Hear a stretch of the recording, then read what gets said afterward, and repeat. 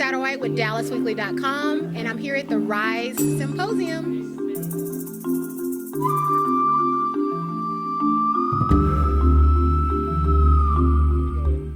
Hi guys, I'm Katrina Satterwhite, staff writer for DallasWeekly.com. Today I'm at the RISE Symposium. To my right I have Michael Leto, and we're going to ask him a few questions today about how the event started and a little bit of history of the event as well. All right, Michael, how are you doing? I'm excellent. Awesome. So how did this big event start for you? I know it's 5 years now. So how did that actually begin for you? So I founded RISE 7 years ago. Okay. And when we got into the second year, we wanted to create an event that would create space for aspiring athlete entrepreneurs. That's who we serve. That's our niche. We're a multifamily office that helps athletes become world-class entrepreneurs and investors. And so we said, okay, education is the foundation, right? Right. And so we said we need to create space where those who aspire to be that can come and meet with best-in-class people in investing, accounting, real estate, private equity, venture capital. So we created a venue. 5 years ago, as you stated, our first event was in Orlando, Florida. Okay. Our second event was in Nashville, Tennessee. And we had this beautiful thing called the pandemic happen. Yeah. And so we went virtual for a little bit, while this event is hybrid now. Okay. It'll reach about over 500, 1,000 people online. And then we'll have about 75 to 100 here tonight. And so 2 years ago, we moved our headquarters to Dallas. And we're in Frisco, but in Dallas, DFW area. And now we're going to do it every year in Dallas. And so we're excited. That is so awesome, and congratulations as well. Who is your ideal client, though? So when we're talking about athletes, are we talking about basketball only, football? Yeah.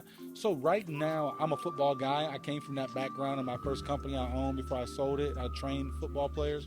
But we work with MLB, NBA. We're agnostic. We don't care, where they come from. As long as they're coachable, they have a desire to want to be an entrepreneur, and and they're a high earner. Okay, so it looks like you saw a need for this. What was the initial motivation though to start? Yeah. So my uncle and mentor was Eugene Parker from my hometown. He represented guys like Deion Sanders, Emmitt Smith, Rod Woodson. So I was always around him as a prominent black sports agent, the prominent black sports agent. Okay. And when I became an entrepreneur and I started my first company, they surrounded me with a strategical team to support me, to help me be efficient. Okay. And I understood the value of education, all those different things, and I wanted to provide that for athletes because I recognized that some of the people they look to, like their agent for a lot of things or their financial advisor for a lot of things, that's out of their scope, that's out of their expertise. Many times they're a great agent, they're a great financial advisor, don't mean they're an entrepreneur, don't mean they ran a company, don't mean they started a company, and so we wanted to fit that niche, and that's who we serve. And how many clients do you serve currently? Currently we serve 13. Awesome. Do you have any success stories that you'd like to share? Our first client was Jalen Smith, played for Dallas Cowboys for about 5 years, and Jalen was up for the Walter Payton Man of the Year Award.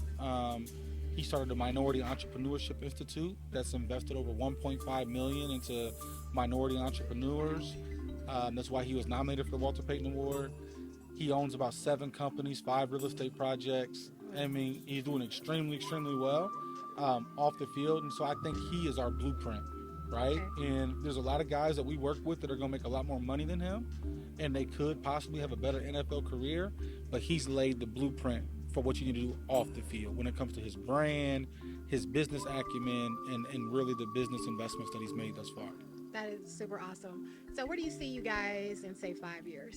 Oh, man. Well, we're going to be the best in the industry. Okay. So we're a trendsetter, and so we are setting the trend for the shift of helping athletes really leverage the platform that they've been given to build generational wealth for their families and their communities. And it starts with education, and it starts with accountability.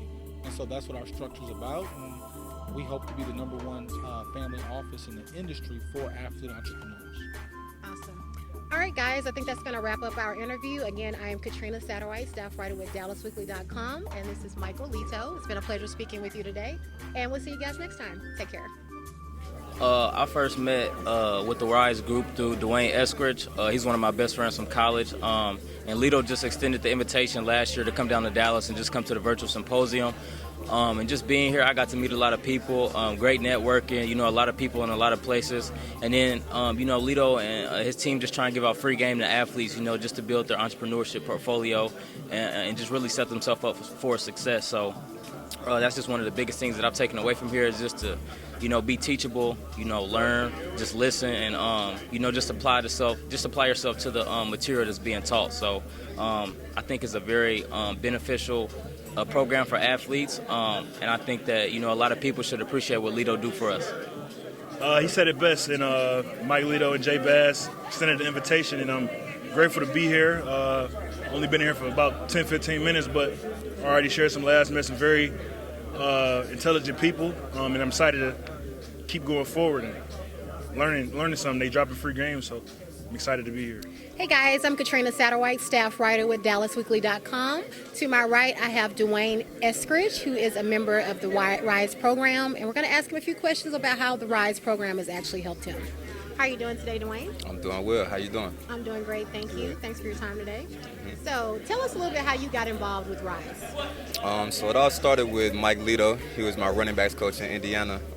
So we were training for some time, for some years, and then once I got to college, it kind of fell off. And then once I got to making a name for myself, we re-linked and talked about entrepreneurial type things. And the rest has been history. Okay, awesome. So would you say that this program focuses more on entrepreneurship or education? I would say it's a good balance of both because they don't just do things for us. They actually teach us the template to be able to do things on our own, which is a great thing that they provide. So I would say it's a healthy balance. Do you find any challenges with the program at all? Anything that you found hard about the program? There's always something difficult. There's a lot of things that RISE provides on the daily basis, on the future things and the things that are in the present. So I would say it's hard to keep up with some of the terminology, some of the things that are over our heads, but still learning and growing. And what would you, if someone wants to join the RISE program, what kind of advice would you give them before starting? I would say be prepared to have, what's the word I was looking for? Be prepared to have, I can't think of where I'm thinking of, but there's always somebody looking over and providing some type of information, so you got to be ready and prepared to be a man about your mistakes that you're making and be ready to be questioned about some of the things you're spending your money on or what's the big picture. Okay. Now, since you've gone through this program or going through this program, would you recommend RISE? Of course. Of course, this is the family. Awesome. Well, thank you so much for your time, Dwayne. Again, guys, I'm Katrina Satterwhite with DallasWeekly.com. You can actually check out our website as well. You can check out our Instagram at DallasWeekly.com as well. All right, guys, until next time. Okay, we're here at the RISE Symposium with Dennis to my left here. How are you doing, Dennis? Doing great. How are you? I'm doing great, thank you. So what do you think about the RISE Symposium so far?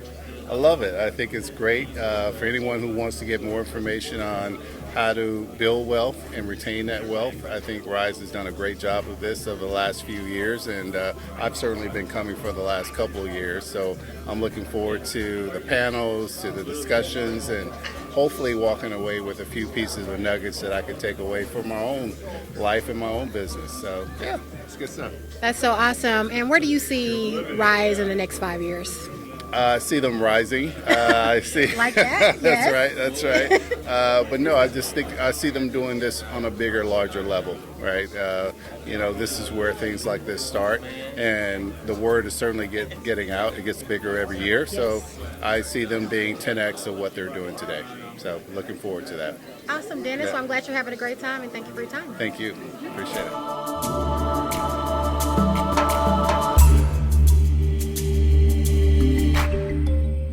I'm gonna take a page out of Mike's book real quick, and I live by it now. Yeah. I'm into building very deep relationships and not wide. Yes. Because in the worlds that we both run in, networking is awesome. Everybody networks. But can you really pick up the phone and call that person if you need something? Right. Unless you really establish something deeply. That's what RISE is all about. It's about those deep relationships, going deep and wide, right? For sure. Because it's not just about what can we do together now, but it's how can we, make sure that you're set up for long-term success. And I want to make sure that we're around long term, long after, sports, long after whatever, let's build some legacy stuff together. You can't build a legacy or help someone else build their legacy unless those are meaningful relationships. Wow.